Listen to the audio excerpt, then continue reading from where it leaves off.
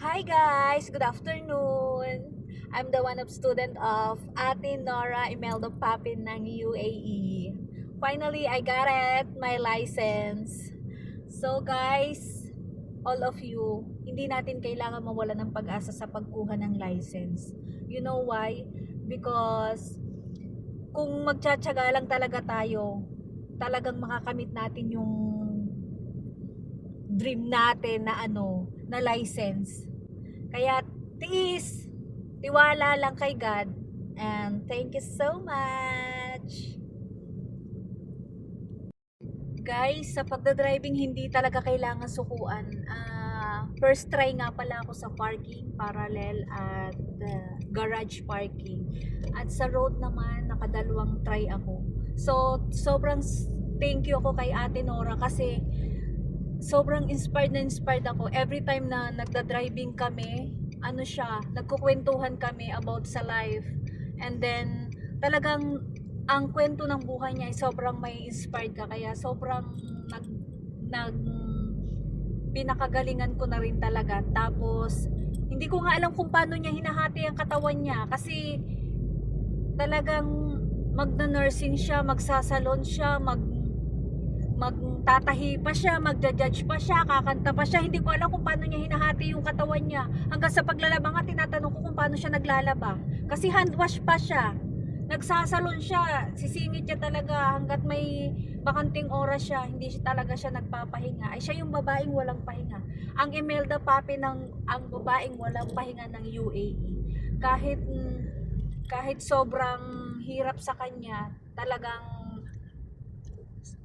napatapos niya din ang mga anak niya. Pero siya, si ate, talaga ma-inspired ka kasi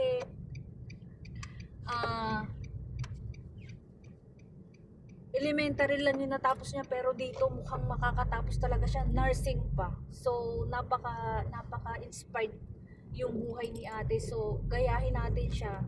Talagang napakabuti ni ate. Siya yung taong humble. Kaya na-inspired talaga ako sa kwento niya. Thank you. Hello again guys. Guys, sa lahat ng gustong mag-driving, i-message nyo si Ate Nora Imelda Papi ng Dubai, dahil talagang sa kanya matututo talaga kayo, kasi meron siyang binibigay na pattern technique kung paano madaling matutunan, at dapat lang nating sundin. Nga pala, si Ate Nora is para siyang nanay natin talaga siya. Maninita siya kung talagang mali, pero mas okay na sitahin kanya agad kasi alam mong mali, at para maitama mo na din agad-agad. Sobrang dami mong matututunan kay Ate Nora.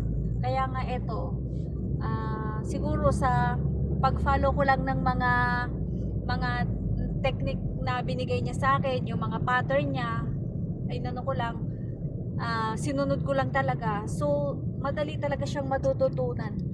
Zero knowledge ako about sa driving, kaya dapat talagang i-follow mo yung tuturo niya para hindi mo siya malimutan.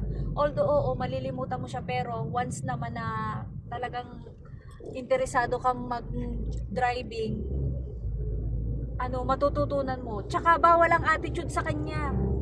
Guys, bawal ang attitude. Ganda-gandahan. Basta lang, parang nanay nyo siya, at pero mas okay kung susundin niyo lahat ng ituturo niya, kasi ang bilis-bilis ninyong matututo, as in ang bilis. Kaya yun, mag-driving na kayo, as in masaya naman.